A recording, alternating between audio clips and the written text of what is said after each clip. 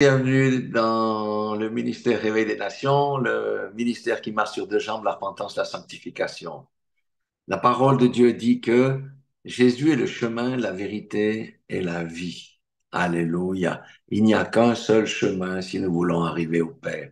Il n'y en a aucun autre chemin. C'est le seul chemin qui nous amène dans l'éternité. Et ce chemin n'est pas un chemin facile. Beaucoup ont rebroussé chemin. Et ce matin, j'aimerais vous parler du dur chemin de la transformation. Alléluia. J'aimerais vraiment vous partager quelque chose de puissant qui s'appelle le dur chemin de la transformation. Alléluia. J'aimerais vous partager quatre versets. Le premier, c'est Genèse 1, 27. Genèse 1, 27, où il est dit dans ce verset, ça, en principe, on connaît assez bien, il est dit que Dieu créa l'homme à son image. Il le créa à l'image de Dieu. Alléluia. Qu'est-ce que ça veut dire? D'abord, c'est un verset extraordinaire. Il renvoie à notre filiation, à notre ADN. Amen. Nous sommes des fils et des filles de Dieu, donc avec l'ADN de Dieu lui-même. Alléluia. Lorsque les parents nous conçoivent, nous recevons l'ADN de nos parents, de nos pères, de nos mères. Mais nous avons une seule ADN qui est la véritable ADN, c'est celle de notre Père qui est dans les cieux. C'est l'ADN de Dieu. Nous avons été créés à l'image de Dieu, mais la chute a défiguré cette image. Et aujourd'hui, on n'est plus que l'ombre, l'homme n'est plus que l'ombre de cet idéal. Car en nous, maintenant, habite le bien et le mal, puisque Adam et Ève ont mangé l'arbre, le fruit de l'arbre du bien et du mal, ce qui veut dire que nous sommes sans cesse face a un choix de faire le bien ou de faire le mal. Telle est notre destinée. Et nous sommes sans cesse devant les deux chemins, un qui nous mène à la vie éternelle et l'autre qui nous mène à la destruction.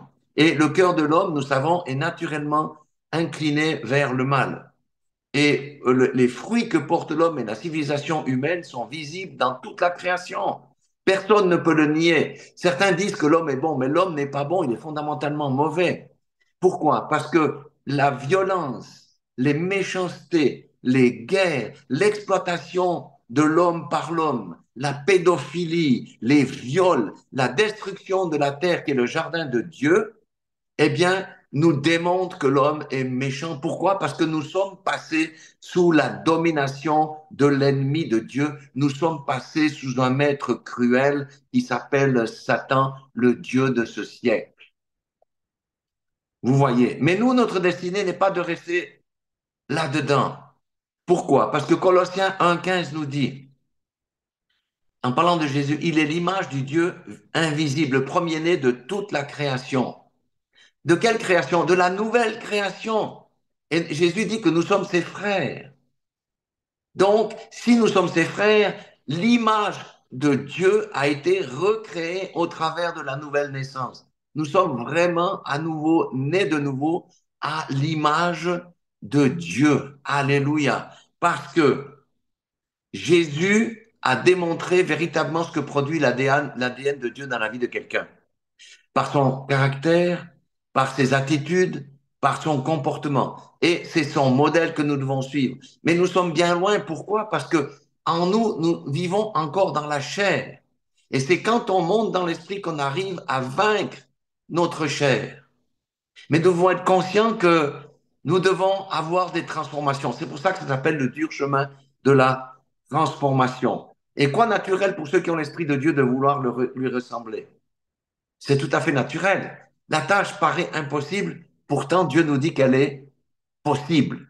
Et c'est ce dont nous allons voir aujourd'hui. Lorsque Jésus était sur cette terre, faut pas nous méprendre, hein, parce que beaucoup prêchent l'amour, le faux amour, se trompent. Jésus, quand il était sur cette terre, il a manifesté le caractère de l'agneau. C'est le côté face, mais le côté pile, je veux dire. Mais quand il va venir en tant que lion de Judas pour juger les nations et descendre sa colère, ça va être le côté face. Il y a les deux choses. Mais nous qui sommes sur la terre, pour le moment, nous devons manifester le caractère de Christ, le côté pile.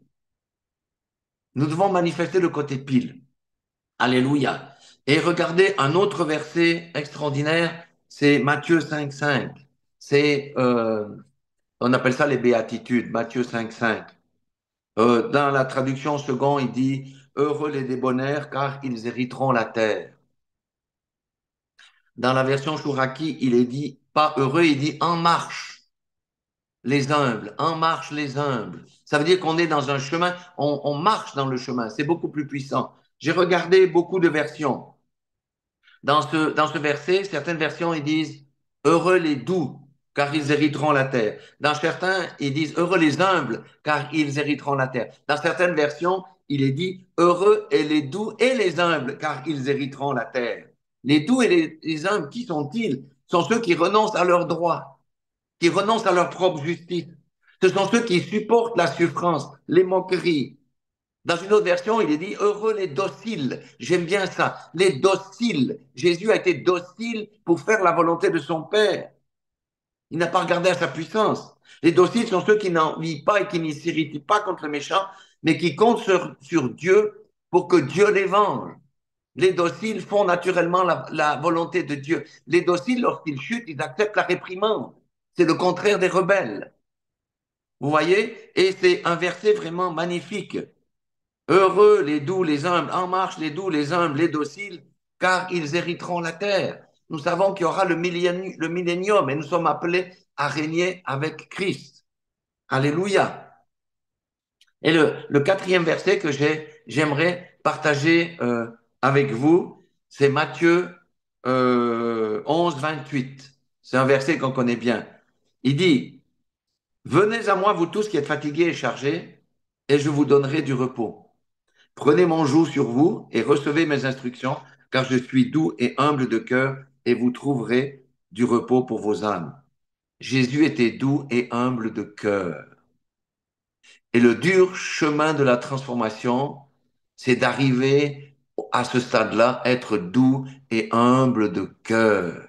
Parce que si nous appartenons à Jésus, si nous sommes ses ambassadeurs sur la terre, si nous sommes appelés à aider les autres, si nous sommes appelés à porter le fardeau des autres dans l'intercession, alors nous devons être doux et humbles de cœur, dociles comme était Jésus pour faire la volonté de son Père. Alléluia. Et dans ce verset-là qu'on a dit, 11, 28 et 29, les gens sont fatigués et chargés. Mais ils sont fatigués et chargés, même ceux qui ne connaissent pas Dieu. De quoi? De leur péché, parce que leur conscience les accuse. Ils sont fatigués et chargés des conséquences de leur péché. Parce que le péché, le salaire du péché, c'est la mort. Et la mort commence déjà dans cette vie. C'est pas la mort physique. C'est bien sûr que c'est la seconde mort dans les temps de feu. Mais c'est déjà la mort ici. Combien de maladies proviennent à cause du péché? Vous prenez le sida. Si les gens savaient se tenir avec une seule femme, un seul mari, il n'y aurait pas eu toutes ces choses-là. Les maladies vénériennes, c'est quoi d'autre que la conséquence du péché? Donc les gens sont chargés et fatigués. Et Jésus nous dit, venez à moi, déposez vos fardeaux. Ça veut dire changez vos voies. Alléluia. Prenez mes instructions, respectez mes commandements et je vous donnerai du repos. Le véritable repos, c'est le shalom. Le véritable shalom, c'est Dieu qui le donne pour quiconque marche dans ses voies. Tant que l'homme ne veut pas marcher dans ses voies, il va marcher dans les malédictions de Dieu sur la terre. Regardez l'homme qui rejette Dieu. Il y a eu le carnaval de Rio, il y a, je crois, l'année passée, où vraiment ils ont fait l'apologie du diable. Qu'est-ce qui est arrivé direct après? Les inondations et toutes ces choses-là ont frappé le Brésil. C'est la même chose qui va arriver à la France avec ce qui s'est passé récemment. Mais nous sommes de ceux qui avons entendu la parole de Dieu. Nous avons entendu, repentez-vous, abandonnez vos voies et je vous donnerai du repos. Le Seigneur nous donne le repos. Alléluia. C'est ce qu'il dit ici. Mais ce que je veux dire, c'est que l'idéal de Dieu, c'était que nous lui ressemblions. Mais Dieu est esprit. C'est pour ça qu'il est Emmanuel, le Dieu venu dans la chair, en la personne de Jésus, pour que nous cherchions à ressembler à Jésus. Et Jésus était humble et doux de cœur. Alléluia. Et c'est ça. Notre caractère, les inclinaisons de notre cœur doivent changer. Alléluia.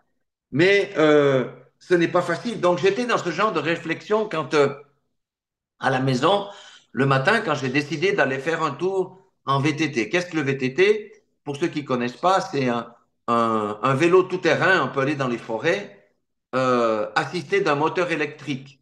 Ce qui facilite quand on pédale, quand on est sur des grandes pentes, etc., ce qui facilite le pédalage.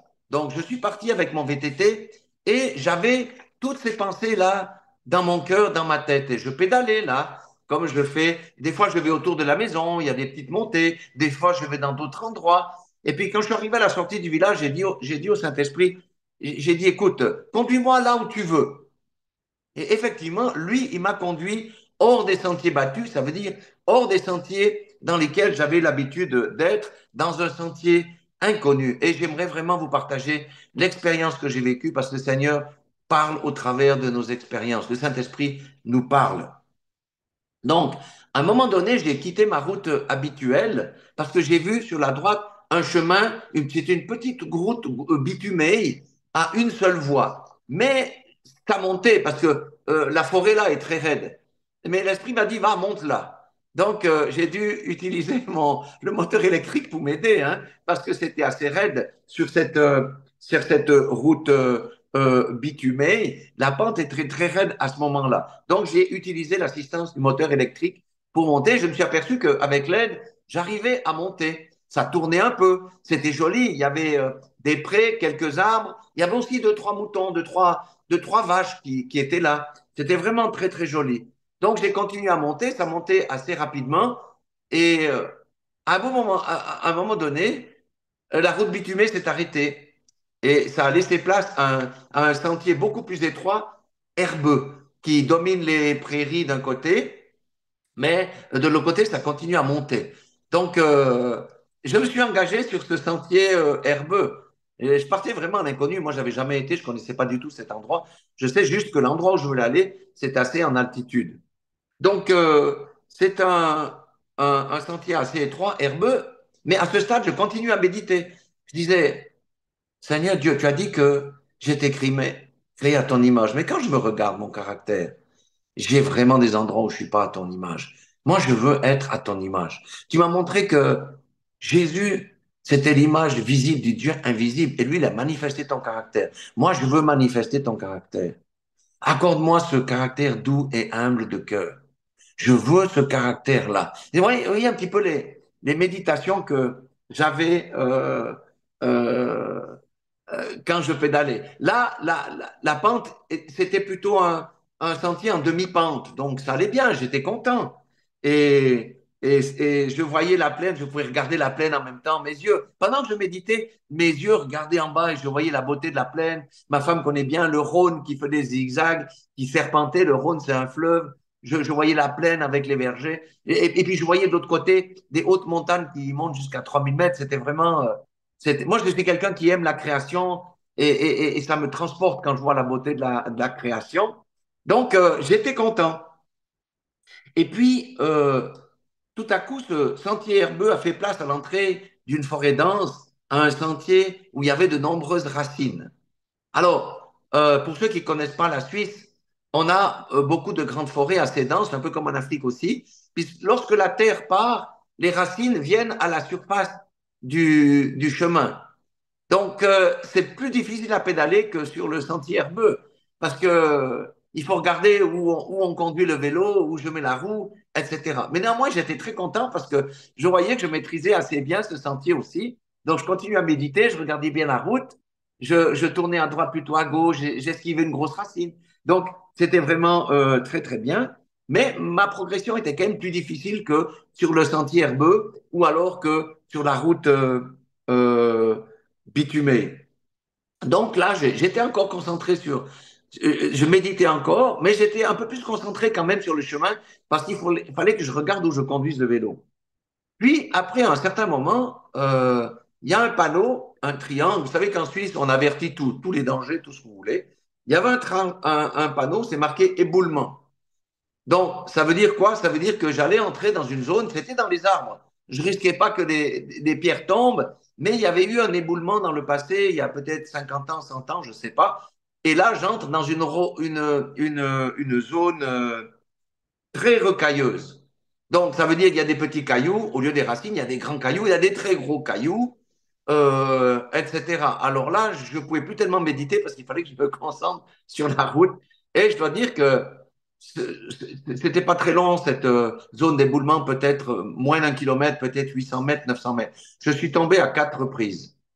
Je suis tombé à 4 reprises. Et la première fois que je suis tombé, j'ai dit, Seigneur, il faut que tu m'aides ici. Parce que si je me blesse sur un de ces cailloux, je ne pense pas que ce sentier-là est très fréquenté. Et peut-être qu'il n'y a pas de réseau. Mais aussitôt, je me suis relevé. J'ai continué en faisant très attention. Mais même en faisant attention, je suis encore tombé 3 autres fois supplémentaires. Soit parce que ma roue arrière s'est coincée entre le caillou, soit parce que j'arrivais pas à faire passer la roue avant sur un obstacle et je tombais. Ou alors, soit des fois, j'ai même essayé de contourner l'obstacle, mais quand j'ai contourné l'obstacle, je suis tombé sur un autre obstacle. Donc, c'était vraiment assez difficile à pédaler. Il y a même deux fois où j'ai dû descendre du vélo puis pousser mon vélo sur 30 ou 40 mètres avant de pouvoir remonter en selle. Bon, je vous dis ici, c'était pas trop dangereux dans le sens où la pente en bas du sentier n'était pas une pente vertigineuse avec 200 mètres d'à pic, parce que des fois je vais dans des endroits où il y a 300, 400 mètres de chute. Mais je suis très prudent quand même, je ne vais pas n'importe où. Donc là, si je tombe, à la limite, je tombe un peu dans le long de la pente, mais je peux pas aller très loin. Il y a des arbustes, il y a des arbres, etc. Par contre, je pouvais me blesser avec les cailloux. Voilà, après cette zone rocailleuse, et la dernière fois, la deuxième fois après avoir poussé le vélo, le sentier s'est de nouveau élargi un peu et c'est de nouveau venu un sentier normal. J'ai pu réenfourcher mon vélo. Mais comme on est un peu dans la pente, c'est pas difficile à redémarrer, il faut faire attention. Et je me suis mis en selle, j'ai pu de nouveau marcher, rouler avec mon vélo. Et puis, je commençais à voir des maisons au travers des arbres. Et je me suis dit, s'il y a des maisons, il y aura une route bitumée.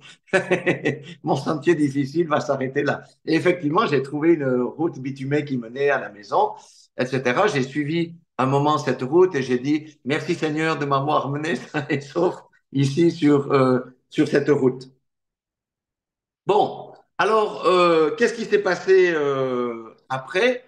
Eh bien, j'ai quitté à nouveau cette route bitumeuse parce que moi j'aime bien aller dans les endroits que je connais pas. Il y avait une petite route qui passait par là pour rejoindre un village. Et j'ai dit, ben, je vais prendre cette route, il y aura moins de trafic, je vais être un peu plus tranquille. Ça montait un peu, mais c'était pas trop difficile. Et puis, je suis arrivé sur un plateau, mais là, je vous dis, c'était juste magnifique. Il y avait des grandes prairies, il y avait des vaches qui se reposaient à l'ombre d'arbres. Les arbres n'étaient pas très hauts, c'est des arbres à feuilles, parce qu'il faisait chaud, alors que j'avais pas du tout chaud dans la forêt, puisque la frondaison des arbres me protégeait du soleil. Là, j'avais le ciel bleu, je voyais l'étendue à droite de ces prairies, à gauche, et puis j'étais en face d'une montagne qui s'appelle les Dents du Midi, qui culmine à plus de 3000 mètres d'altitude. C'était vraiment un endroit reposant pour l'œil, c'était vraiment magnifique et je commençais à louer Dieu, à adorer Dieu pour la beauté de la création, quoi. Donc c'était vraiment magnifique. Et là, j'étais plus concentré sur la route parce qu'il n'y avait pas de danger, il n'y avait plus rien du tout. Je pédalais tranquillement, je regardais. À un moment donné, j'avais presque envie de m'arrêter. Puis après, je me dis, ah non, mais si tu t'arrêtes, je ne sais pas si tu vas repartir parce que j'avais fourni quand même un effort assez, assez important.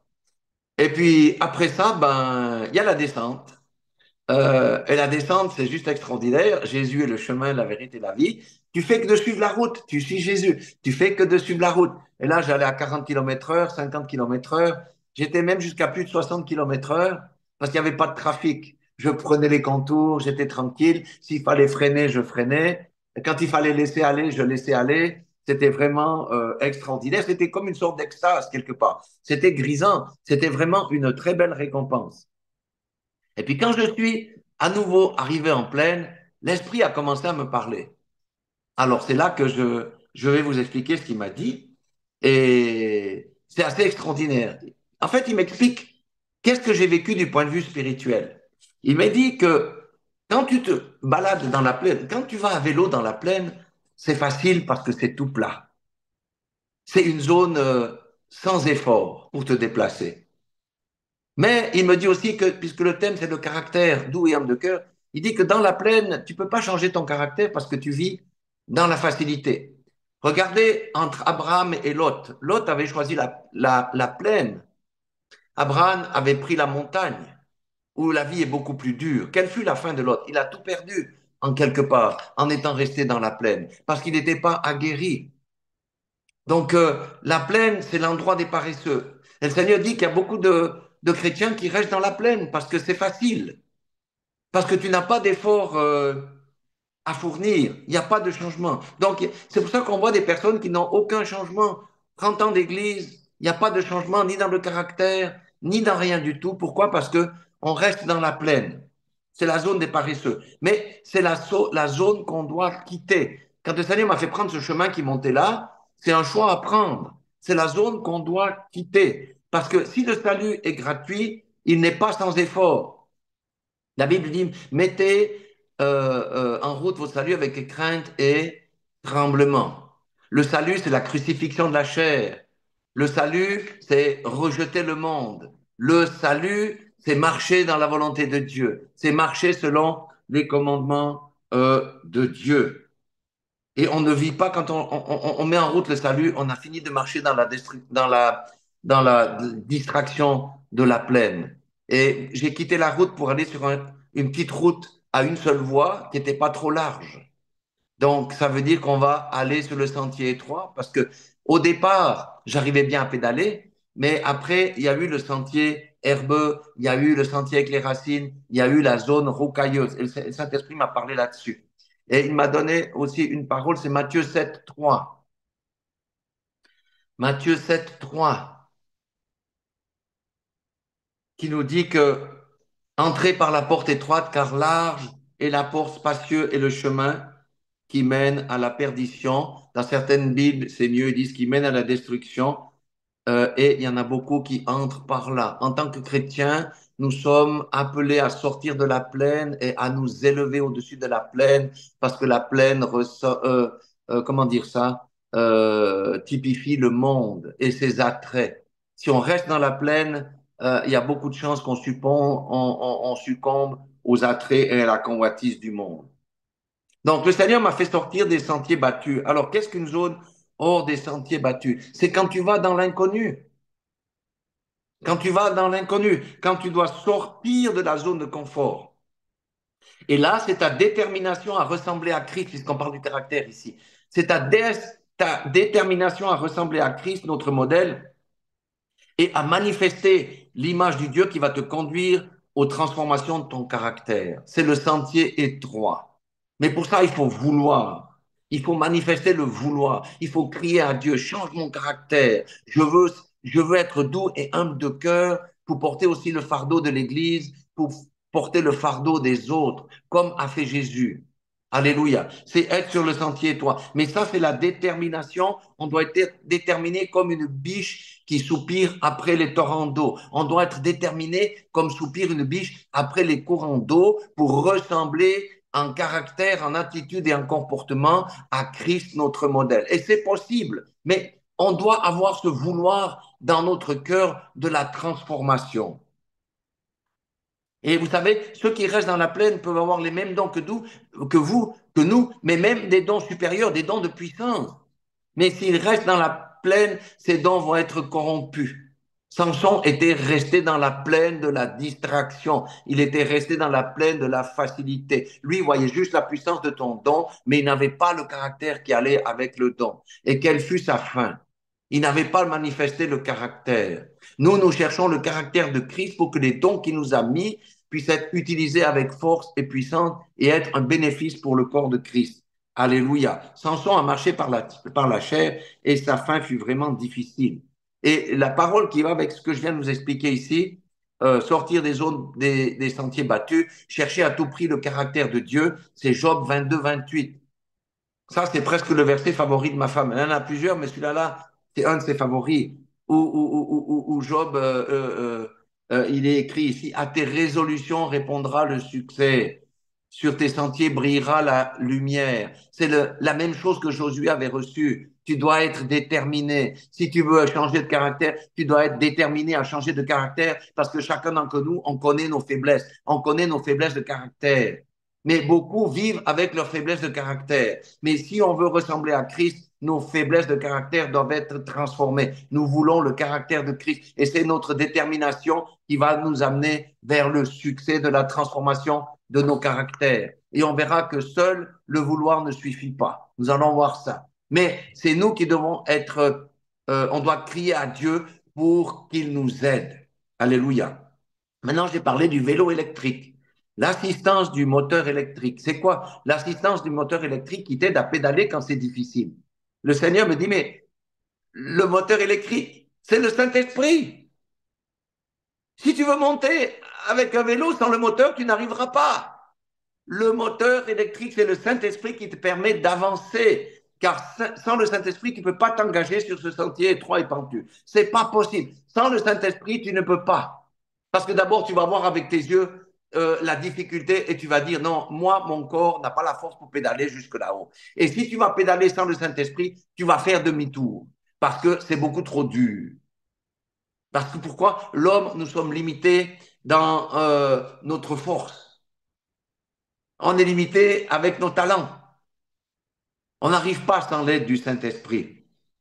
Et c'est encore le Saint-Esprit qui te conforte quand tu es fatigué, qui t'encourage quand tu es dans l'abattement. C'est lui qui t'aide à franchir les obstacles. C'est lui qui te dit, mets la route de ton vélo plutôt ici, plutôt là. Et quand tu tombes, il va te relever. C'est l'Esprit. Qui est le Saint-Esprit? C'est Dieu lui-même. C'est l'Esprit de Dieu. La Bible dit que c'est l'Esprit de Dieu, l'Esprit de Jésus. Alléluia. C'est l'Esprit de Jésus qui est présent en nous. C'est l'Esprit de vérité.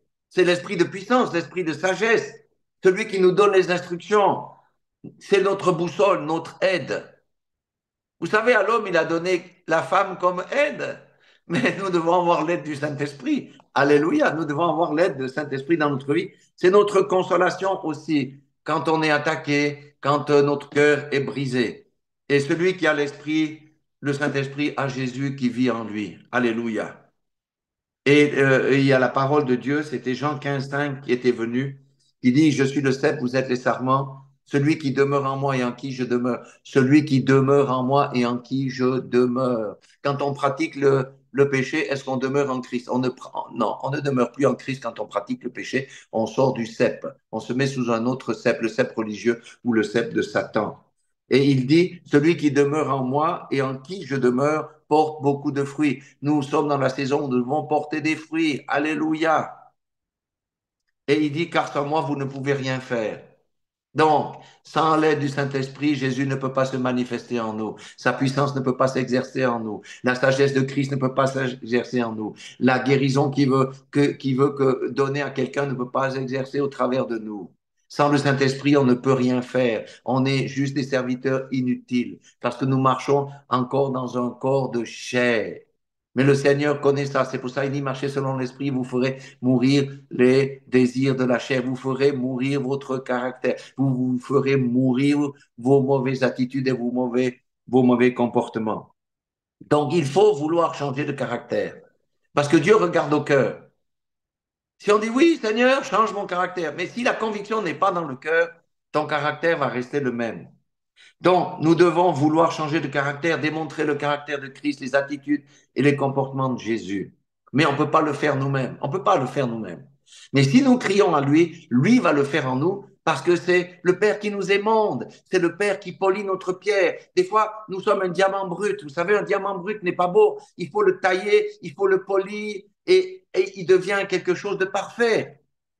C'est ça. Et on connaît nos faiblesses, on connaît nos fautes. On dit, Seigneur, on connaît les péchés récurrents qui viennent dans notre vie. Je veux plus de ça.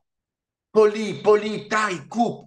Et il va le faire. Et il va nous transformer. Et c'est pour ça que les gens, la Bible dit que le monde attend la manifestation des fils de Dieu.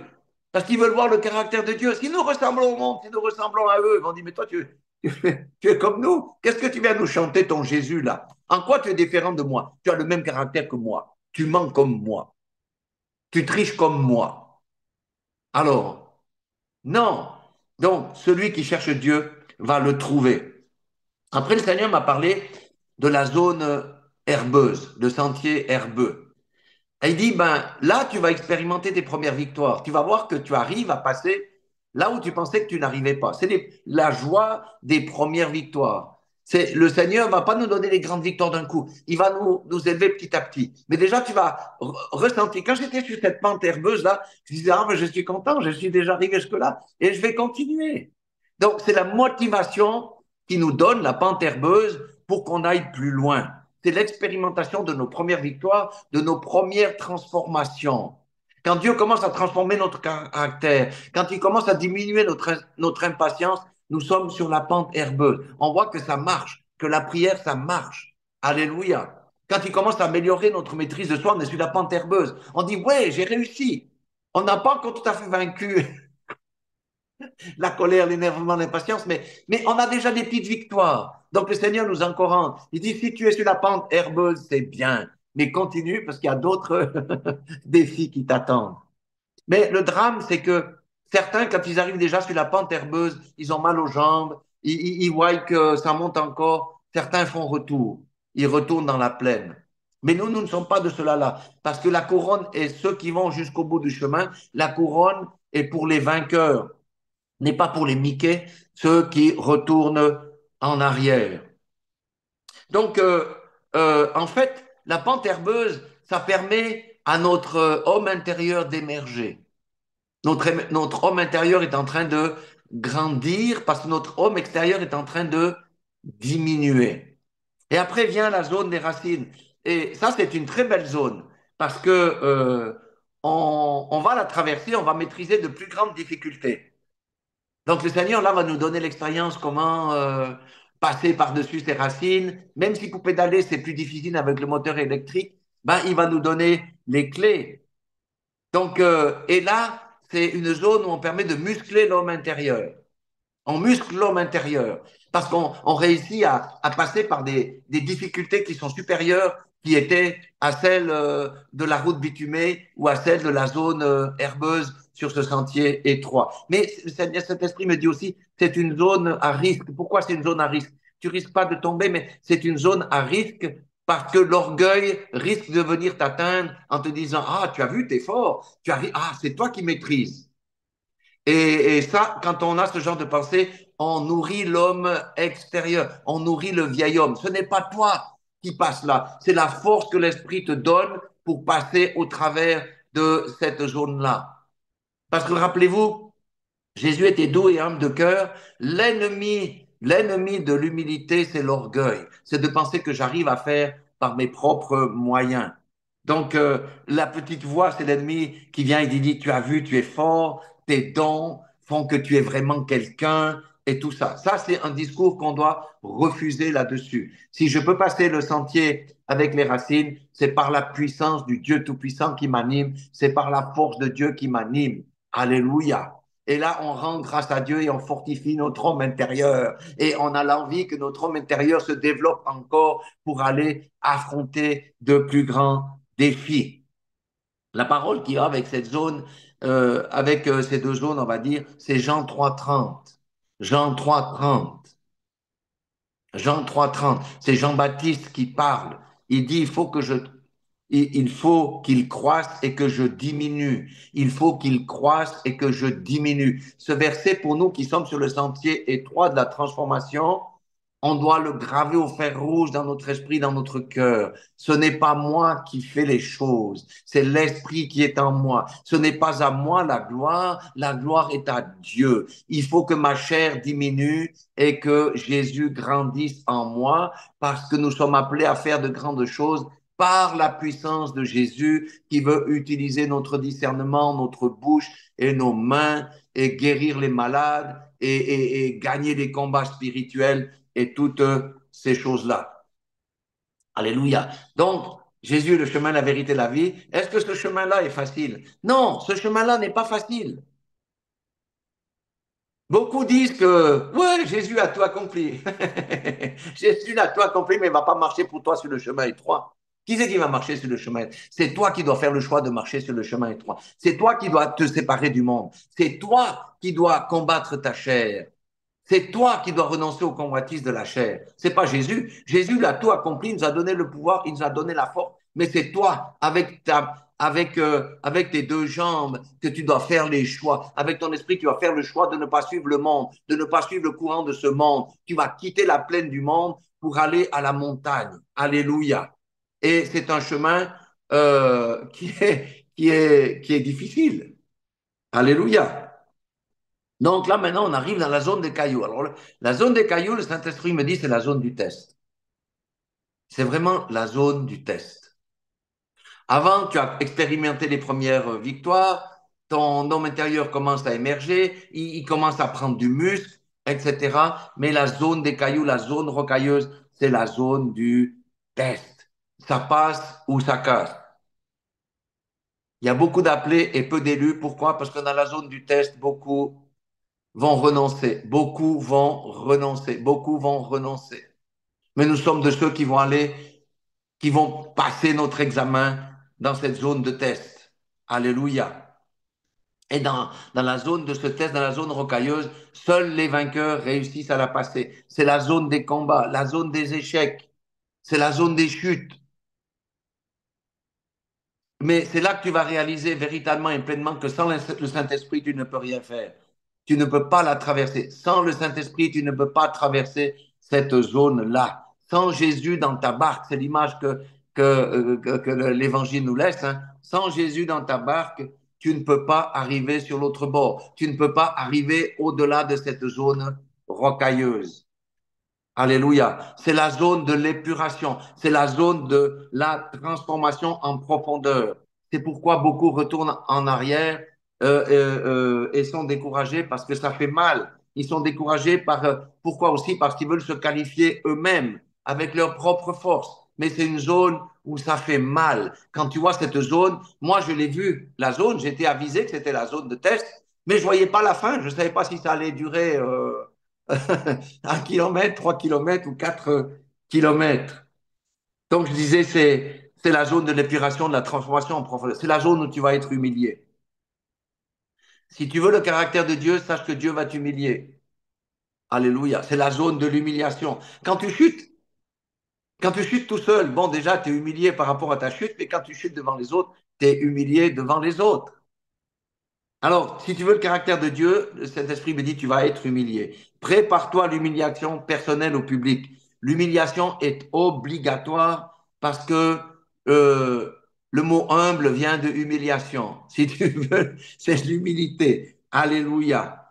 C'est la mort de la chair. C'est la mort de la chair. C'est par là la mort de la peur du qu'en dira-t-on. C'est la mort du que pensera-t-on de moi. Alléluia. C'est cette mort-là. On doit mourir à nous-mêmes. Vraiment, on doit mourir à nous-mêmes. Alléluia. On doit vraiment mourir à nous-mêmes. C'est la mort du besoin de reconnaissance. Selon nos types comment on appelle, de personnalité, moi, j'ai toujours eu un grand besoin de reconnaissance. Le Seigneur me dit non, tu dois avoir ma reconnaissance, pas celle des hommes. C'est la mort à soi-même. C'est la mort de ce que les gens vont penser de nous. C'est la crucifixion de l'ego. C'est la crucifixion, la destruction de sa propre image. Non, tu n'es rien, mais à mes yeux, tu es tout. Parce que tu es doux et humble. C'est la zone où le Seigneur polit notre cœur. Il réduit toutes nos aspérités. Et Dieu va utiliser nos chutes pour nous montrer que sans sa grâce, on n'est rien. Que sans sa grâce, notre chair nous empêche de pardonner parce que notre chair a été blessée, parce que notre image a été écornée. Combien de fois pour moi j'ai eu le pardon difficile parce que, en fait, j'étais blessé dans ma chair. J'étais blessé dans ma chair et j'en voulais, je ruminais, j'en voulais à la personne. Au travail, combien de fois j'ai eu ces pensées-là? Mais le Seigneur dit non, non, non, c'est pas l'attitude juste. Tu n'es rien. Laisse faire les hommes. Celui qui te blesse, je m'en chargerai. Alléluia. Et le Seigneur dit aussi, si tu résistes à l'humiliation, tu vas rester bloqué dans cette zone, tu ne pourras pas aller plus loin. Parce que celui qui résiste à l'humiliation ne veut pas apprendre de Dieu, ne veut pas se laisser transformer, il est dans la rébellion. C'est pour ça que le Seigneur nous dit de nous repentir, mais il y a des gens qui refusent de se repentir. Eh bien, ces gens-là vont rester bloqués dans cette zone-là. Ils ne pourront pas aller plus loin. Et même, ils vont redescendre. Et on ne doit pas rester couché à nous morfondre sans nous relever. Quand je suis chuté, je peux vous dire que je ne suis pas resté longtemps à terre. Hein. En disant, ah Seigneur, c'est dur, j'ai pu me blesser. Non, je me suis relevé tout de suite. J'ai dit, mais comment je peux faire pour repartir? Je ne veux pas m'arrêter. Je ne veux pas m'arrêter. Alléluia. C'est sur cette route que se trouve la repentance et la sanctification. Dans notre ministère, c'est la route rocailleuse. La repentance, la sanctification, l'obéissance et la consécration. C'est sur ce tronçon que ces quatre choses s'expérimentent et c'est ces quatre choses qui nous conduisent à sortir de ce tronçon pour aller après, comme je vous ai dit, dans la zone facile, la zone des bénédictions où il y a toutes ces choses-là. C'est la zone de transformation. Et c'est là qu'on doit prier à Dieu, au Saint-Esprit. Aide-moi à me relever. Et il va nous couper les entraves qui sont à nos pieds. Pourquoi? Parce qu'il va nous libérer de notre prison. Alléluia. La chair, c'est notre plus grand ennemi. Quand je donnais des séminaires, il y avait même un philosophe qui s'appelait Pogo, que c'était une phrase biblique hein, que je prenais dans mon séminaire. Lui, il avait eu cette révélation, un païen, un écrivain, il disait, ton principal ennemi, c'est toi-même. Et c'est vrai, notre principal ennemi, c'est pas le diable, c'est nous-mêmes. C'est la chair qui combat contre nous. C'est notre principal ennemi. C'est notre moi, en fait. Alléluia. Mais c'est aussi sur ce tronçon qu'il y a la délivrance des cœurs blessés.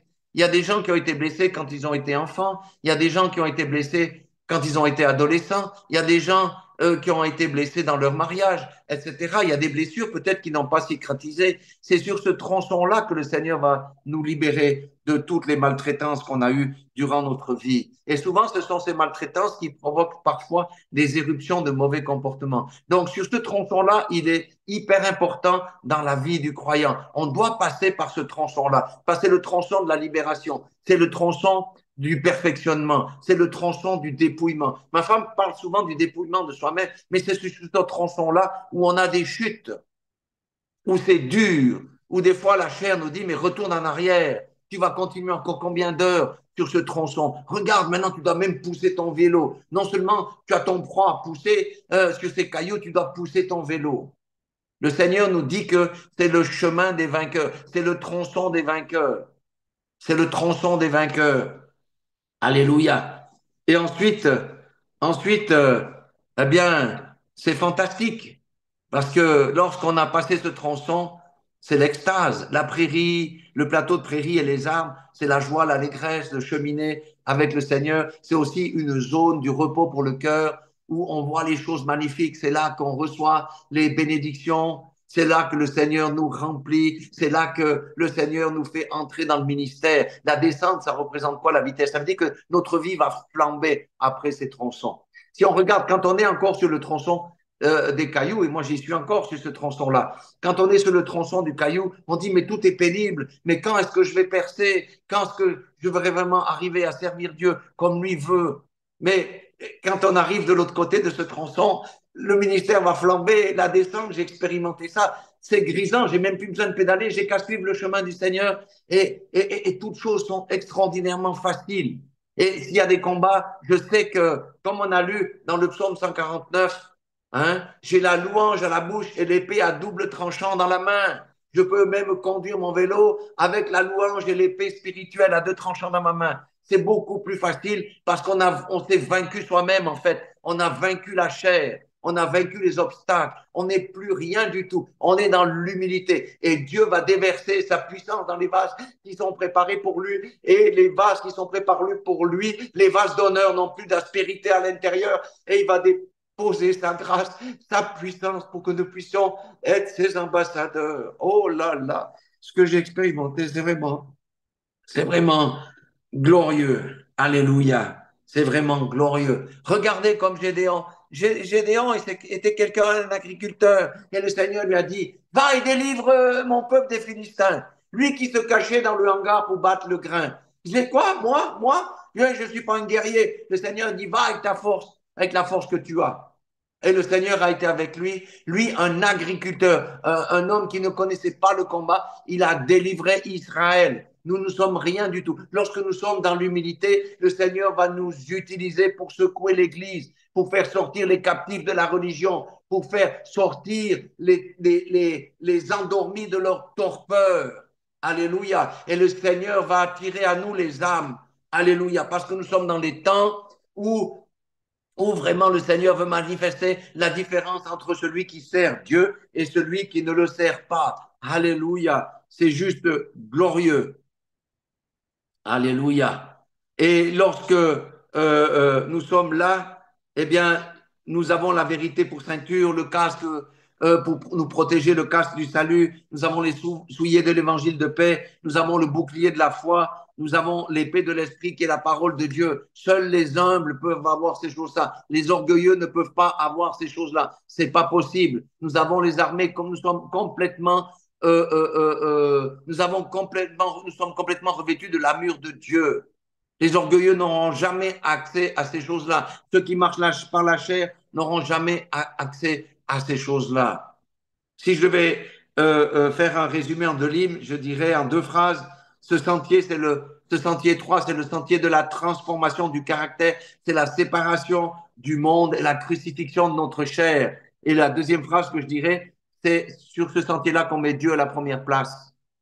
Pourquoi? Parce qu'on s'efface soi-même jusqu'à complètement disparaître devant Christ qui agit en nous. Et c'est ça que les gens veulent voir. Christ qui agit en nous de manière concrète. La création veut voir la manifestation des fils de Dieu. C'est pas les miracles. Le miracle sans le caractère, les prodiges sans le caractère, les prophéties sans le caractère, ça vaut rien du tout. C'est le caractère qui va amener les miracles. C'est le caractère qui va amener les prophéties. Et c'est ça qui va impacter les cœurs, c'est pas les shows. Non, ça n'a rien à voir de ça. Et nous avons un bénéfice énorme pour les vainqueurs.